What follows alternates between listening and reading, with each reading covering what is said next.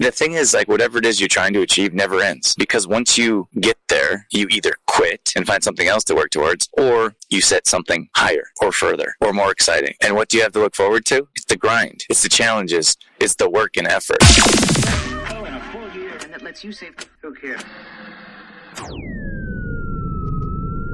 Welcome to a brand new edition of Ageless Energy, where we talk about how to burn fat, increase energy, and balance hormones for women over 40.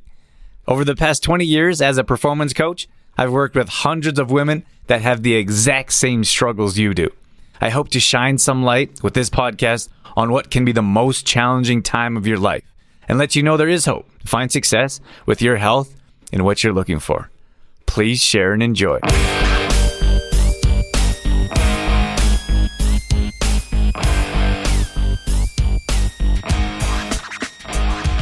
Good morning. Welcome to Ageless Energy. My name is Drew Tadia, and we work with women 40 plus. We help them increase energy, burn body fat, and balance hormones. So if that's you, you are in the right place. Today, I'm going to be talking about what you guys are searching for. Most of you know who I am and what we do anyways. We've been running for True Form Life for over 20 years, working with women to help them increase energy, burn body fat, and balance hormones. That's what we do, and that's why most people come to us. And then we work with our own supplementation as well. So some of you are new here and some of you have been with us for a long time, which is pretty fantastic. Let's see. Manufacturing wise, we work with manufacturers to design our own supplements. We don't sell other people's supplements. So that's a little bit, a few reasons why we're different. And we have some exciting news coming soon that I can't really share with you. Because in the past, we had wait lists and we had early announcements, and then you deal with these manufacturers that have a really hard time keeping a deadline, which is super frustrating, but I'm confident that we're getting close. I thought it would be fun to bust myths from Google, because I feel like a lot of times people just Google and then they find the first thing that comes up and then they just repeat it. Oh, Google said this. So I thought that's kind of a fun series I've been doing right now. But I thought in particular, I was like, I wonder what, like, we work with women over 40, like women exclusively, and then 98% of them are. And that number changes every time, 98 and 99. Almost all of our clients are 40 plus. We have a few under, but that doesn't really make a difference. It's still the same conversations of whether that's hormones, digestion, energy, burning body fat. It's all similar. If you guys have questions, let me know. So I thought it'd be fun to see what I wrote. I said trending topics or searches for women over 40. And I was like, I wonder what women are searching for over 40. And some of these came up. So let me know if you guys have searched for this or if this is true. And I feel like, how can I say this? Well, search engines are paid for. I don't think that that's pretty common knowledge, right? Like, search engines are kind of bought and paid for. Like, and I don't mean to say that in a negative way. I mean, like, if you're paying for your Google ads, let's say, you can be at the top of the search engine, right? If you know how to write a really well-written post for SEO, like search engine optimization, that could perform better than something else people really want to know, and then you can search different browsers like Google, Safari. I use Brave, and if you search something, every one of them will offer you different information and different titles at the top, right? In whatever order. So I actually like to look at different browsers to see, and it's the same thing with like AI now. Like, most people are using AI in some way or another. And if you use different AIs, depending on which company, like, for example, ChatGPT is owned by Google, I'm pretty sure. So depending on who the source is, that's the information you're going to get swayed to what they want you to know. So I always think it's a good generalization to look at in different ways. Like, when I do research around a product, it's months and months and months. And it's not like I just dive in, I'll lose hours and I'm like, oh, what happened to the hours? But I kind of like that. Like, when it comes to research, I really feel like people are like, look at the top line of Google, and like, it's rarely accurate. You have to look at least 3 or 4 sources.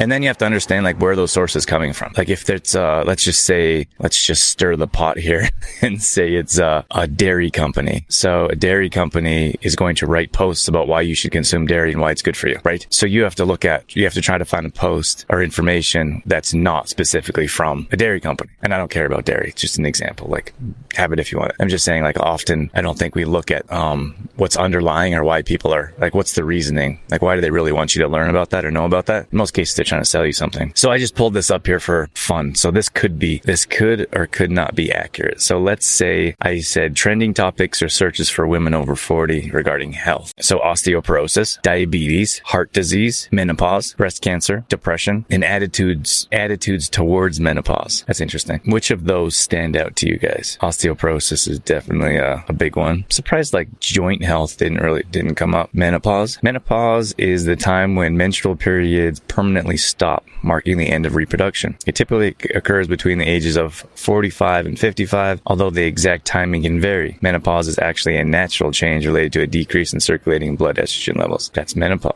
That's menopause for you guys. You know what's interesting? I feel like we should teach some of this stuff in school. Is that a fair statement? You know, like when you go to a doctor, I'm trying to decide how controversial I want to be this morning. If you go to school, you have to have certain expectations of what they're going to teach, right? So people are like I'm big fans of homeschooling. I know that's like, I think it's becoming more mainstream, but like still a lot of people are like, how can you say that word? But I just feel like you have a bit more control of your life or your kid's life. Like, for example, you have to decide, you have to figure out like what it is that you want. So if you go, I just had this conversation with one of my clients. I was like, I went to the doctor and they gave me like these meds. And I'm like, yes. That's what they do. Like that's in most cases, like I was watching this 60s show. It was such a different world. I love the 60s and in many different ways, but the doctor just prescribed something for like what I would say like lifestyle. It was like they drank too much and smoked too much and stayed up late. Like, okay.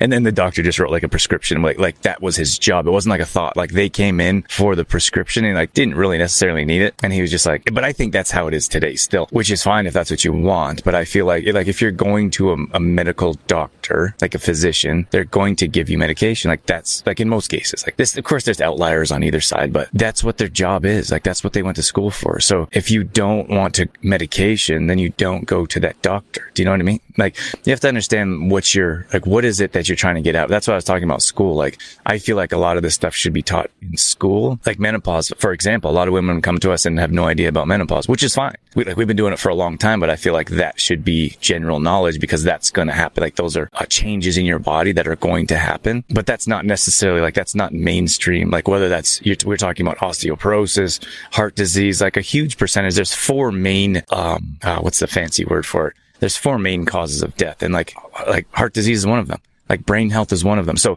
if we know that, and there's more than likely, we don't like, I don't really believe in natural deaths from disease. Like, you just got old. I feel like it's because of the choices that you make. But if there's four main reasons that you're probably going to pass away, maybe we learn about them and then do something to prevent them. Like I'm a big fan of brain health, or cognitive function, mood, memory, emotions like that. It's so important. It's everything. Well, there's so many things that are everything when it comes to your health, but instead of taking natural supplements to prevent memory loss early on, like as early as possible, like Magtin, it's incredible. It's the only magnesium that can break the blood-brain barrier. It's like, why wouldn't you take it? Right? Of course, there's knowledge and maybe finances or resources, but then you have like something like brain fuel or MCT oil, like directly improves the function of your brain. And there's very few things that can actually do that. But if we know that there's four main reasons that your health is going to be drastically decline to the extent of passing away, why aren't we focusing on those four things, right? Like I did a whole course. It was way more hours than I wanted to dedicate to it, but I needed this certification nonsense.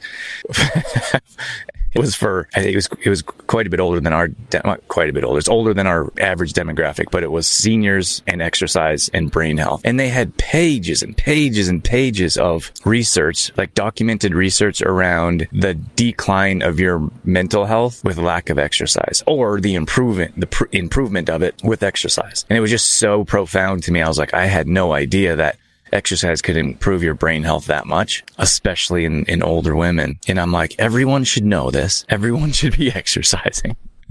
So then like I get all passionate like when I first started, and then I'm messaging everyone in my family of like, you guys should be exercising. But you can't make people exercise, right? You can't make people do anything. Like we don't come here and like try to change people's minds. I'm just here to share my perspective, and it's usually very different than mainstream. But I get coming back to what you have to go places for the answers that you want, right? You wouldn't go to school to learn about nutrition, right? Because they just do the canned food guide. That's what they teach because the government decides what the school teaches, and the government wants us to follow the canned food guide for a whole lot of controversial reasons, which I won't get into today. But then that's all your child will know about having Cheerios, right? So then you have to go somewhere else. For me to say, oh, they should teach that in school doesn't really make sense. It's a different thing. Like, it's a different entity. If you want to teach that, if you want kids to learn that, then you teach that. You got to learn yourself and then you teach it. Or you take them to a different institution, whether that's like Montessori or homeschool or extracurricular, like outside of that, right? It's the same thing when I was talking about with meds. Like, if you want to have medication, then you should take medication. Like, I'm not here to say that you shouldn't. I feel like we should understand that in most cases when medication enters your life, there's usually like these are like staggering statistics. If you're on one medication, the percentage of you being on 2 medications and then 3 medications just drastically increases. Like, they compound because they're trying to, I wouldn't say mask, they're trying to treat the side effects of the first med, and then you get a second med, and some of you know exactly what I'm talking about. Well, I'd imagine most of you know exactly what I'm talking about. But that's the thing, is like, if you go somewhere for that thing, you wouldn't expect something else, right? So you don't go to a doctor and say, well, I was expecting some holistic cream, like magnesium gel, for example. Like, they don't know much about it. So it's the same thing of like it's the same thing when people who are really excited. I've had some posts about some doctors that recommended our product, and like they approved it, and the clients that sent it in, there was like 2 or 3 different ones that looked at our protein in particular ingredients. They're like, oh yeah, this is great. You should definitely take that. So they're all excited and wrote in, and it was like, I know, like, you have the fancy white coat, and doctors, at least in this generation, or maybe a little bit in our generation, I think it's probably becoming less and less, kind of like the news. But it didn't really mean that much to me because I know how much they know about nutrition. Like, if a doctor takes a course or 2 courses on nutrition and the rest is around like it's like the bedside manner, you know, like a lot of doctors don't have much bedside manner. They're like like sometimes rude and direct, and of course you got to take that with a grain of salt. I think this world needs doctors without question. We need surgeons, we need physicians.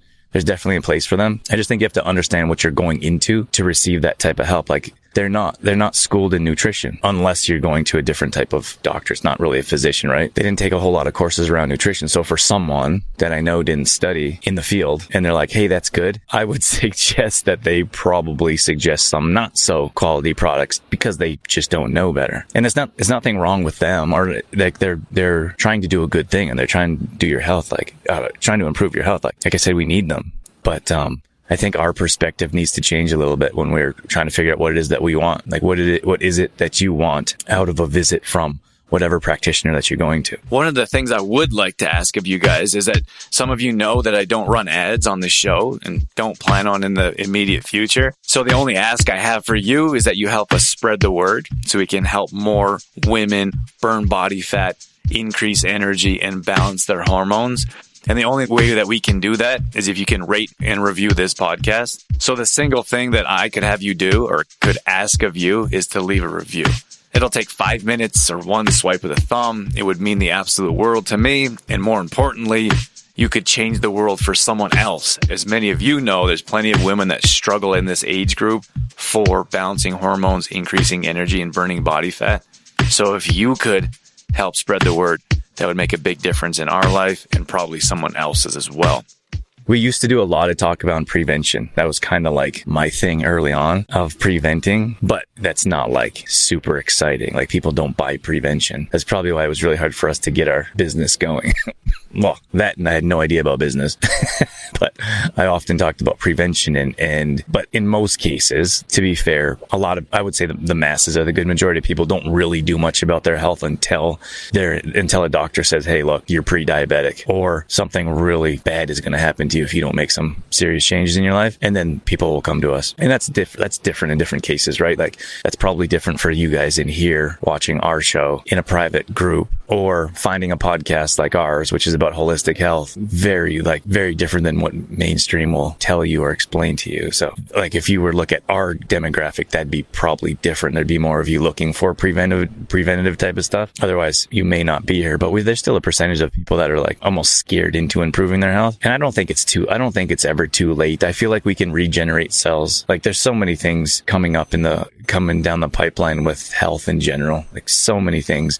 It's endless. It really is. Like I could sit down and look at, and I am, of a few different, we're looking at a few different, natural health products. And you could sit down and you could look at like endless research of what those ingredients can do or how they can improve your health and like those are just supplements. You could look at peptides. You could look at stem cells. Like obviously there's a whole lot of controversial around, Neuralink, but like, it's endless. And I think if you're really interested in improving your health, you can. You can without question. And I don't care, like, to me, it doesn't matter what you've done in the past or how toxic your lifestyle could have been or how old you are or what damage you've done. Like, I feel like our body was meant to heal. And in a relaxed state of being, like less stress, removal from that fight or flight state that many of us are in on a regular basis and don't even know it because that's our normal. It's really hard to heal. So you see all kinds of things coming up from different health issues on people's bodies because of their stress levels. So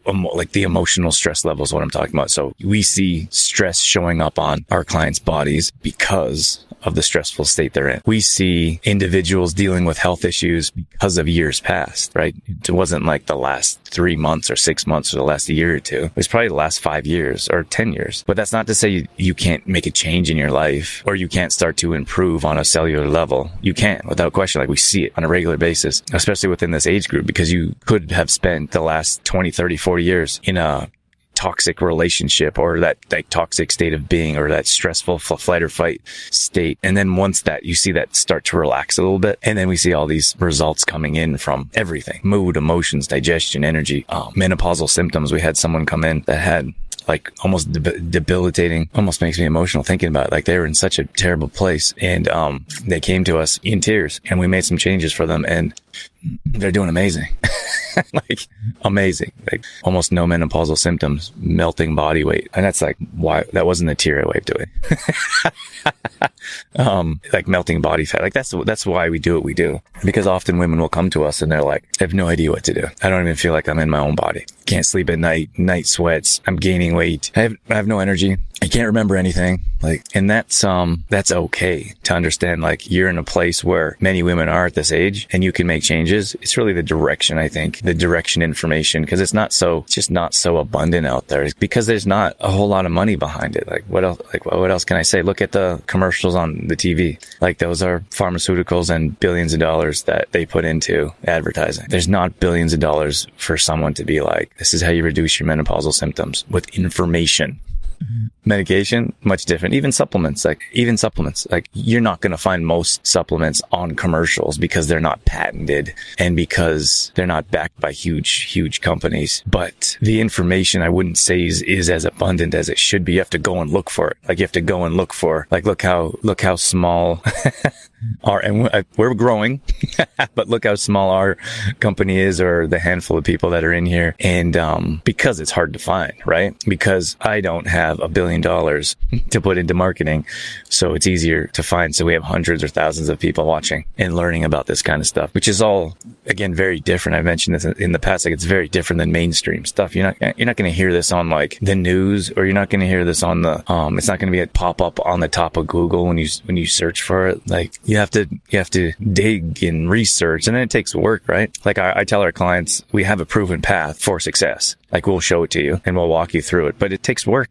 Anyone that tells you that anything to get out of life doesn't take work is lying. It's like, I don't know another way to find any success, because, well, first of all, if you don't put in the time and effort, you don't appreciate the success you found. That's number one. And almost anything I've ever done, if it wasn't hard, it was hardly worth it. Maybe because of the appreciation, but there has to be some type of struggle. Like for our clients, for example, if we did everything for them, like if I came to your house and I moved your arms, let's go to the extreme, or at least stood there while you exercised. What's going to happen when I'm not there? Or you have those food things, right? Which may or may not be something we will get into in the future. But if we deliver food to your house and don't teach you how to read a grocery list, or go buy your food or prepare that food? What happens when you're not able to or not interested or don't want to buy your food anymore? There has to be some type of friction. There has to be some type of friction for growth. And without that friction, there's no appreciation, and there's probably no end result that you're hoping for. You know, they often say the journey is the struggle. And I feel like that with a lot of things, like the challenges that we go through. How can you say is the goal, is the excitement? Because once you get to that goal, then what? Then you set another one. So you celebrate and then you move on. You celebrate for a very short amount of time. But if you can appreciate the challenges within or on the way, then you're always winning. Oh, this is profound. Somebody write this down. Just think about that for a second. If you are celebrating the steps to get to where you want to go, then you can't lose because you're winning the whole time. And the thing is, like, whatever it is you're trying to achieve never ends, right? It never ends, because once you get there, you either quit. Well, maybe it does end. You either quit and find something else to work towards, or you set something higher or further or more exciting. And what do you have to look forward to? It's the grind. It's the challenges. It's the work and effort. I feel like we need that. I really do. Like, I feel like our society has become far too soft, and like, you can't say anything to hurt someone's feelings, and whether it's information or how you say something, or like, we need the friction in our life to grow. It doesn't matter where it is, or where you want to be a better parent, grandparent, employee, business owner. It doesn't matter what it is. There has to be friction for you to grow. And if there's no friction, there's no growth. So what if you actually pursued the challenges? Oh, there's a thought. What if you actually pursued the challenges instead of the end goal? What if you set up the game that's your life so you couldn't lose? So every time you set something to work towards, the goal was to work towards it, not to achieve the end of it. Oh, I don't know if that's crazy talk or what. Okay, I'm going to wrap things up here. TrueFormLife.com is our website for our products and services. Otherwise, if you have any questions, just shoot them over, drop them below, or send a DM or an email. We're always around. Happy to help. Hope that conversation was useful today in some way or another. Have a wonderful weekend, and we'll catch up with you soon. Bye, everyone.